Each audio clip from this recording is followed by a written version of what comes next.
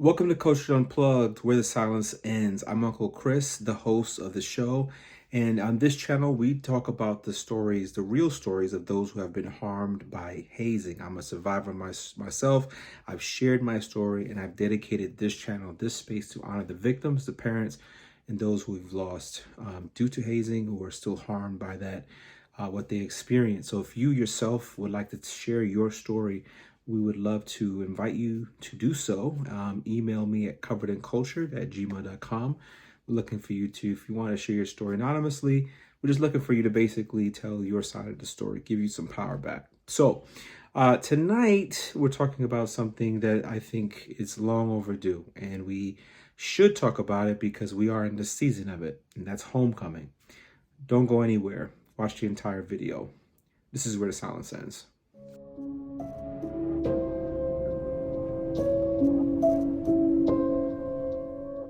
So we're talking about really something that people love to celebrate, but rarely they question it. Every fall, the bands play, the alumni return, and the Greek letters shine brighter than ever. It's homecoming, a time that's supposed to bring the unity, the pride, and that joy. But for some students, homecoming becomes a test of pain. And of course, as you may not know it, survival. Because behind the parties, behind the tailgates, behind the reunion smiles of friends and those who knew each other, there are rituals still being carried out in secret. That really has nothing to do with the school spirit itself.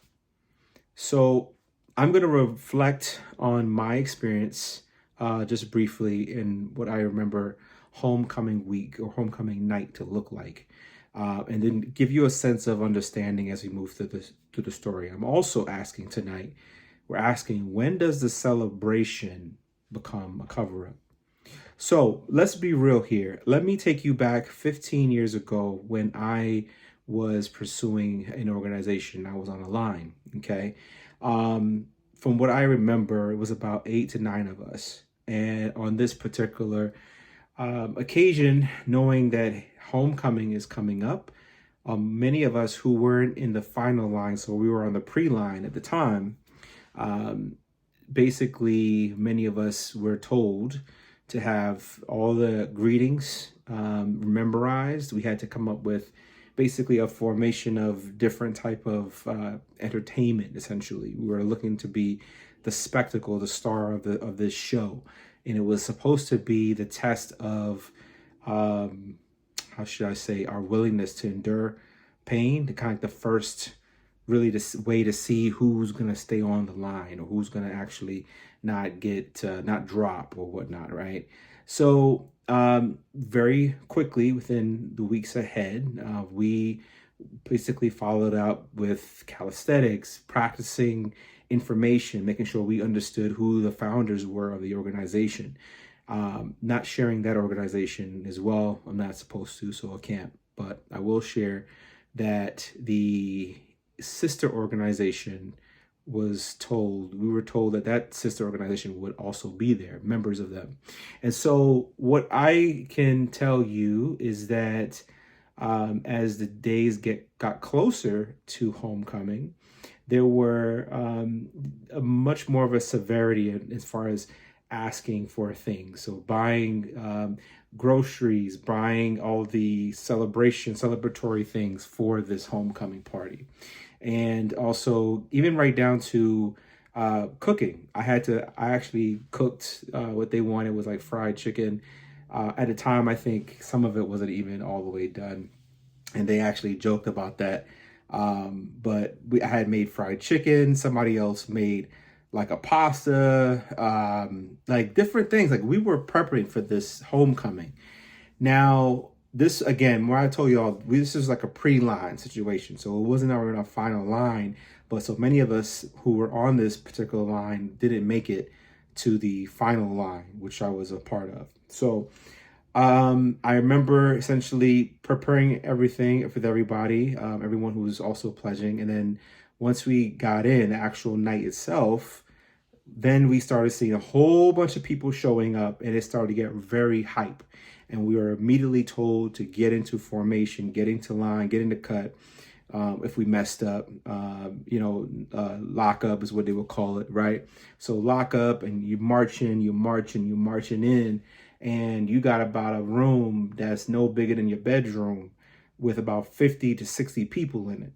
Okay, doing all kinds of the organizational chants. You see the ladies of this frat coming, basically coming in, putting their hands, and these were like grown women. These are grown men who've already long graduated, who came to homecoming to celebrate and, revere in the memories and all that stuff, right? So they're in there and they're chanting and being rowdy, all the ladies as well, and we're marching in. As we're marching in, not locked up, okay, as we're locked up like this, I remember immediately feeling hand slaps. I remember feeling like the lowest of the low, to the point where I could see like this was just the beginning of it all, as far as how this is going to get really crazy, how people are going to really be destroyed. We had to do all the how should I say, the different movements, protecting our brother from the left to the right. These are some of the things that I talked about when I talked about the testimony as well, which you can see on my earlier videos about it. But to be clear, homecoming night isn't a good night for anyone who is pledging on a line, especially at HBCU. So I can tell you that with homecoming season really getting into the thick of it, where the parties, I'm saying that there's some person right now that's a part of that and maybe ridiculously harmed, both by men and women, maybe sexualized as well, if not sexually assaulted. Could be from a woman, could be from a man. It doesn't matter whether it's a sorority that we're talking about, a marching band hazing, or if we're talking, this is the season. This is the season. Check on your family, check on your people, check on your young people. Because I came back, I think maybe that weekend home, and I didn't say a thing to my mother because I didn't know how to tell her that I went through the most crazy experience ever, being yelled at, punched at, slapped at, physically beaten. I'm still I'm a young man, but I'm still, at the end of the day, I'm a man first, which is what they always would tell me. So, let's be real on this occasion. For certain organizations, it's the perfect storm. When alumni, they come back to the campus, the energy changes. The old members start reminiscing, talking about back in my day, and sometimes these conversations, they turn into these challenges. So they'll say that these new lines aren't built, like we were. They need to earn it again. They need to prove it again. And before you know it, you've got young pledges being tested in the name of respect. So some of these initiations that you may have heard of, they don't even happen under university supervision. Sometimes it's a house in a neighborhood, someone's basement. Sometimes it's a warehouse. It's various low-key places where it can exist. It doesn't have to happen, and most likely, often than not, it's not going to happen on campus. Check on young people. So this is where we have to be careful. And when it all goes wrong, everyone says we were just pledging, we're just bonding. But that's not bonding. That's not pledging. That's conditioning. Do you understand what I'm saying? So homecoming triggers something deep. For alumni, it's about the reclaiming of this sense of identity, proving that legacy lives on, just in my case as well that I explained. For students, it's about, really proving and wanting to get into that legacy, that mix of the pride, alcohol, and nostalgia. It can become dangerous. People forget that hazing doesn't always, though, look like the paddles and the bruises. Sometimes it's the sleep deprivation, being huddled under with, other young men, sleeping on the floor, not having any kind of real comfort, being isolated. Sometimes it's that humiliation, the name calling. There was tons of times, even between my pledge line brothers that I was with, and we didn't get along at all. I would get, humiliated against. We crack jokes on each other, but it just it didn't feel like I really belonged in that equation. So this is also where I look at it, and like sometimes it's the silence. It's being told if you really love your org, you'll handle it. And so they do. Because nobody wants to be the one who couldn't stay online.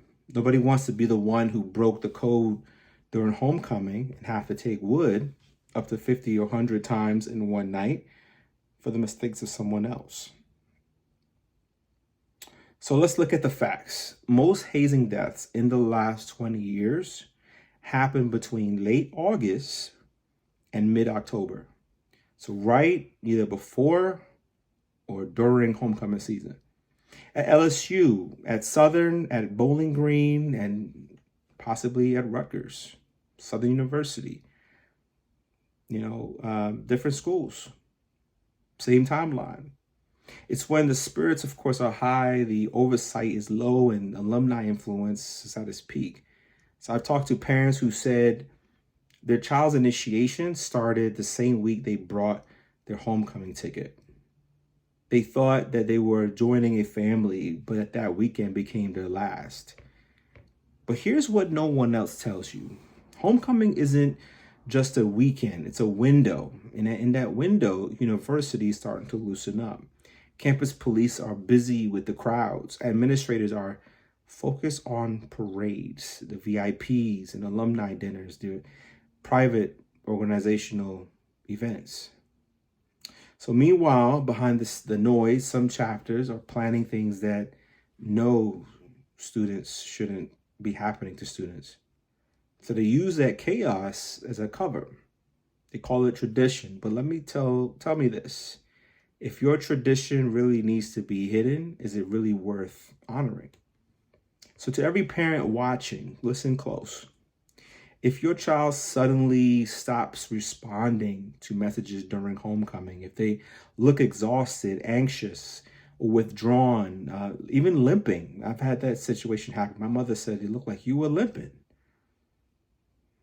Even, for anything called reminiscent of a bonding event, the stories don't line up. You might be seeing warning signs of hazing.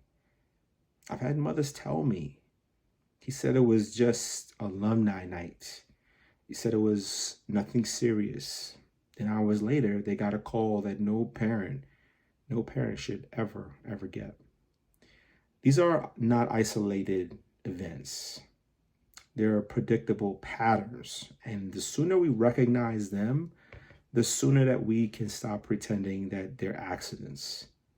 Homecoming should really be about the pride without the pain. Every university should have a safety plan, especially with the Stop Campus Hazing Act now in place. Every school website should have updated information in regards to what's happening on their campus in regards to hazing. And there's new data you can look at on hazinginfo.org and stophazing.org. Okay. So every school should have a safety plan, and not just for the football games, but for the Greek life events, for the marching bands. They all spike during the week, okay? So imagine if every school used homecoming to highlight student wellness, to celebrate mentorship, and to honor those that we've lost to hazing. That's the kind of legacy worth coming home to. And so to my alumni that's watching, if you're really proud, and I mean really proud of your letters, then protect the next generation wearing them, not by testing their pain, but by teaching them the lessons your line paid for in blood, tears, and silence. You see, every year, someone doesn't make it home after homecoming, not because they weren't loyal, but because loyalty has been weaponized. So it's time to rewrite the definition of celebration, because if our pride requires pain, then it's not pride, it's pathology. So if you're part of a chapter or an alum or a student heading into homecoming, let this be the year you protect, not pressure someone. Speak up, say something that could save someone. And if you're a parent, stay alert. Ask the questions, the right questions. If you're part of a chapter or an alum or a student heading in, think of it as what could I do different for someone else? Okay? I hope that this video resonated with you. I'm Uncle Chris, and this is Culture Unplugged, where the silence ends. Subscribe and share this video. Let's Let's make sure that this homecoming season, nobody gets left behind. Okay. I want to see nothing on my timeline in regards to someone being harmed or hurt. So again, please let me know your thoughts on this video. Share your comments in the comments section, because homecoming should be about love, not loss. This is where the sound ends.